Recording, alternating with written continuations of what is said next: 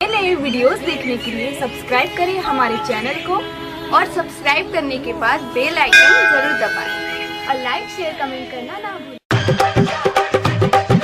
DJ विकास Gupta music present. करबो शादी गोरकी अगला साल में, लेबो चुमा तोरा दुनु गाल में। करबो शादी गोरकी अगला साल में, लेबो चुमा तोरा दुनु गाल में। अरे चाचा, अरे चाचा।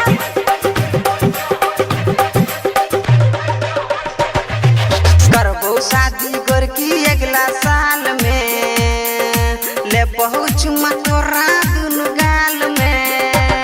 केला कह जेबो तोरा हम नेपाल में, चुमा लेबो लाहन के बाजार में।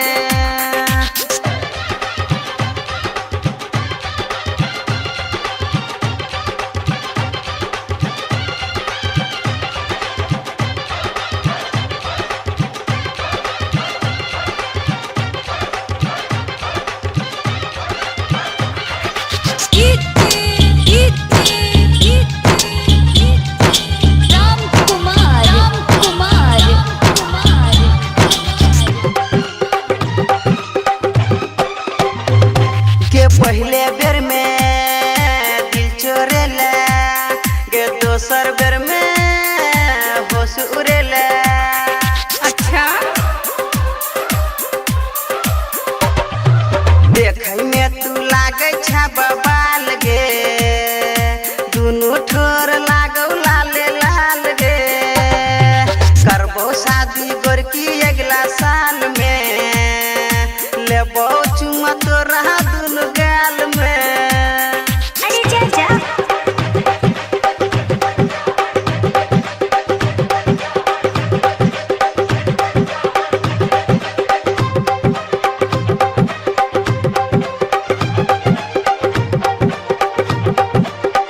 गुप्ता स्टूडियो इस्मामराड। राइटर प्रकाश लिखै छ कहानी, डीजे राम कुमार करतौ मनमानी। अच्छा, सिंगर राम कुमार फंसे तो जाल में, चुमा ले तो तोरा दुनु गाल में। करबो शादी गोरकी अगला साल में, लेबो चुमा तोरा दुनु गाल में। अरे चाचा। गुप्ता स्टूडियो इस्मामराड।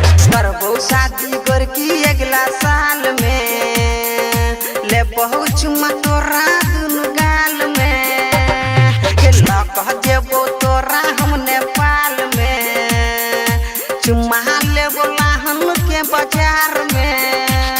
ओके। श्री राम मोबाइल शॉप खाजाउली बाजार।